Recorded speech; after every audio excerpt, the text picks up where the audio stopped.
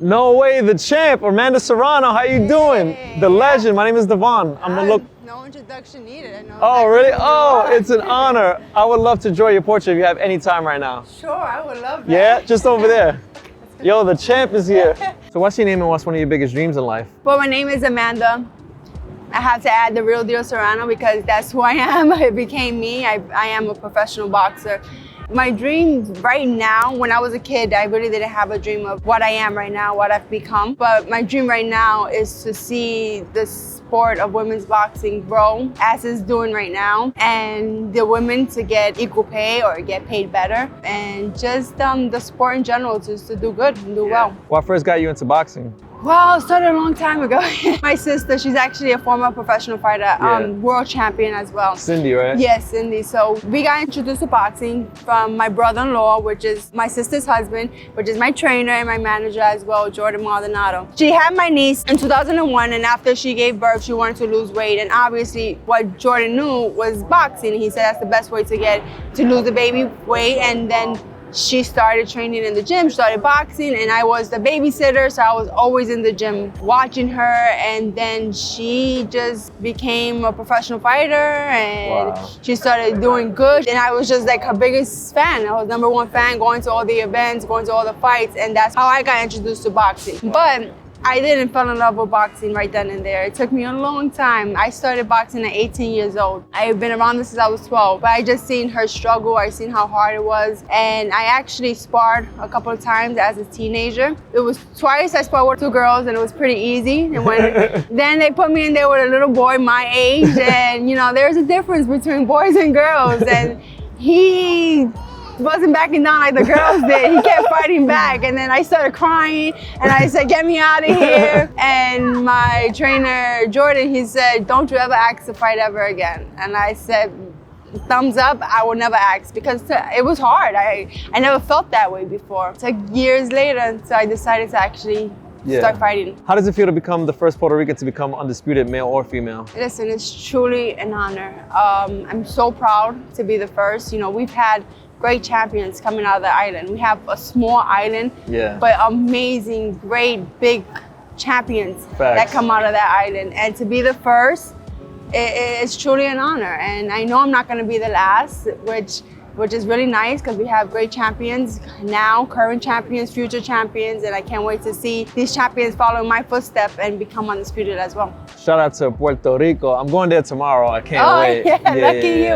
I'll be there in a couple of days, yes. Oh, nice, nice. Also, you're the 7th division world champion, which is amazing, incredible. How hard is it to move up in weight like that and just dominate? My biggest accomplishment is becoming a 7th division world champion, because that is the hardest thing. And I am the only 7th division world champion. There's multiple female undisputed champions, so to me, being a 7th division champion, being the only one, it's truly an honor. People say it's easy, but for me, it's not easy. Me, I train so hard, and I'm constantly in the gym, sweating, losing weight, so it's a battle for me, having to stuff my face. I don't like to eat, I don't like to stuff my face. And you're looking at me like, yeah, you're Latina, that's easy. You gotta eat some arroz con gandules and yeah, but it's still hard. Losing the weight, it's actually a little easier and better for me. I feel comfortable. Going up is never, I'm stepping out of my comfort zone. But in every fight, I dare to be great. That's sacrifices you have to make, and I did it. I did it, and I mean, thank God I have a great team. My coach, my manager, Jordan Maldonado, he's the one who thought of these crazy things to go up and down, and I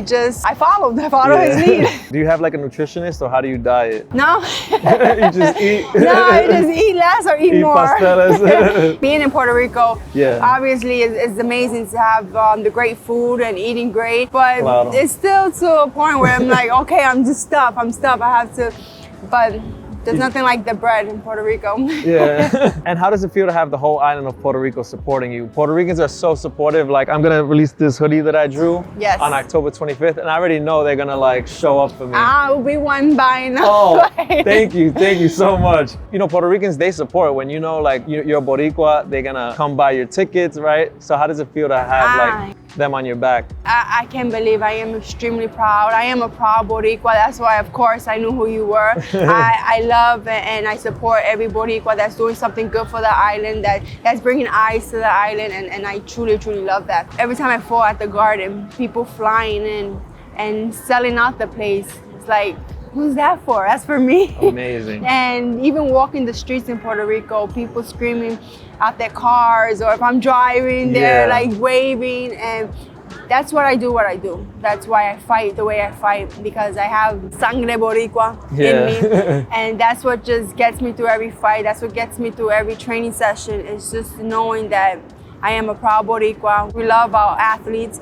We love our boxers. So I have to represent them in every way that I can. And now that I am a role model, I have to make sure that I live a certain lifestyle. I have to make sure that I'm always doing the right things, saying the right things for these young girls, so they can have an inspiration, and their parents can be like, wow, that girl, you can look up to that girl, you can become just like that girl. So. Oh yeah, absolutely. And I saw you were at the parade. Everyone was going crazy for you.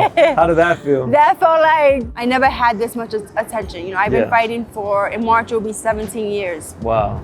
And I just started getting all this recognition, getting all this love. I forgot what year, but I was the athlete of the year that year. So I did the parade, and it was nowhere near where it was last year. Yeah. And I just can see my growth and see how much people know who I am now and love me. So just having that, I got goosebumps. I was hot. I was like, I just felt the love. And now I truly understand that I am doing the right thing. Yeah, it's amazing. Like, people go crazy. There's so many flags. I've been going my whole life, ever since I was like a little kid. I grew up in the Bronx. My mom always took me to the parade, and I went recently too. And people were going crazy for me too, and I couldn't believe it, because I'm like, I've been here as a kid. Like, I know the parade like the back of my hand. Like, you know what I mean? Like, so it was wild. How important are your coaches to you in your boxing career? It's very important, you know. Training in Puerto Rico has to be the best, because when I'm out running and I hear people screaming and rooting for me, and that just gives me the extra. When I'm tired, I'm like, suck it up. You gotta do it for this reason. You gotta do it for that. You have all these eyes. You have the whole island backing you up and supporting you and loving you and watching you. So it just gives me that extra energy, the extra strength to go out there. The island of Puerto Rico is what really pushes me, motivates me, and drives me. Especially even any Puerto Rican from anywhere. There's a lot of New York Ricans, a lot of Puerto Ricans in New York, wherever I go. And it's funny, because wherever I fight, there's tons and tons of Puerto Ricans with their flags cheering me on. So I love it. Wow, that's amazing. How has your career changed since signing with MVP Promotions? Signing with MVP, Jake Paul and Akisa Badarian changed my life, my family's life, and a lot of women's boxing. And I can say that it had to be the best thing in my career, signing with MVP Promotions. Wow. And when I first had the opportunity to fight the co-main event of Jake Paul's fight, I said, you know what? My coach always told me, you have to seize every opportunity you have. You never know who's watching. And when I fought the co-main event first time with Jake Paul, they fell in love. They spoke to my manager and said, listen, we would like to work with you, and we want to open up a company called MVP. And they opened the company with me and Jake. And we've grown so much since then, and I'm super proud to be part of MVP and to see how they're helping the sport of women's boxing. Yeah, I think that's how I discovered you, from being on the undercard of a Jake fight, right? Yeah, that's how a lot of people discovered me. Jake Paul and Akisa Badarian's motive was always to help the sport of women's boxing. And the first fight that I fought with them, they gave me my biggest and highest payday.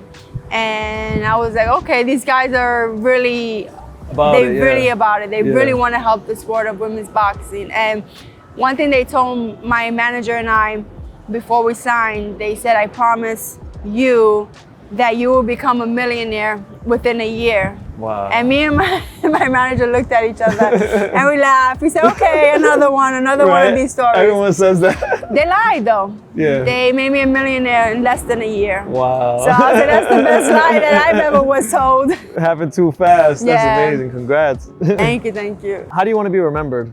I was watching the documentary of Roberto Clemente.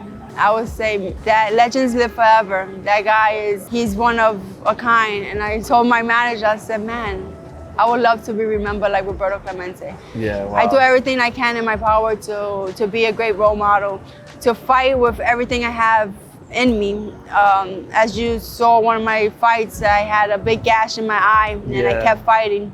From the headbutt, because, right? Yeah, because that I know people are paying and coming to see me and watching me on TV, so I want to give them a good showing. But if I can be a glimpse of or a piece of what Roberto Clemente is remembered as, a legend, then I done my job right.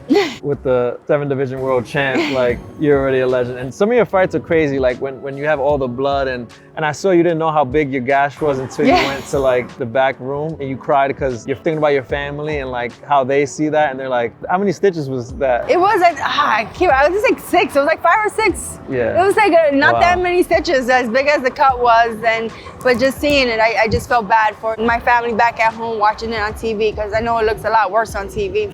So what's next for you? Well, I have a fight coming up in January, so I'm going back down to my normal weight. I am done chasing the big divisions. I overstayed my welcome there.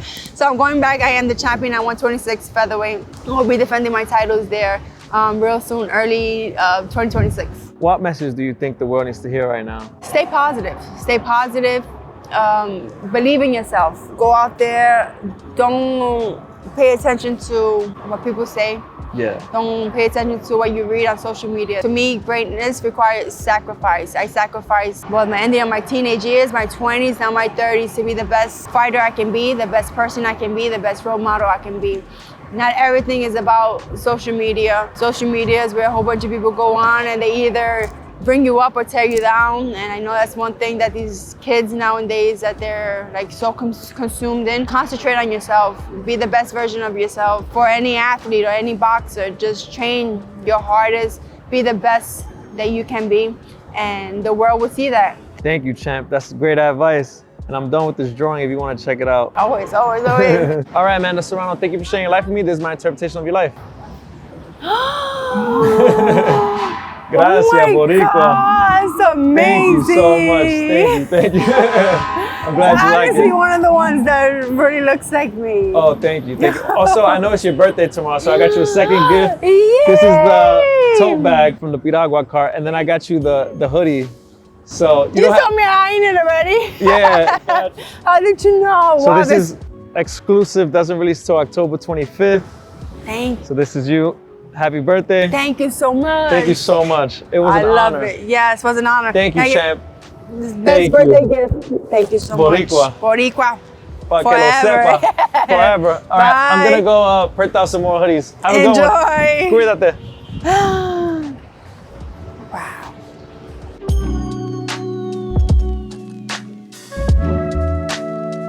Keep smiling.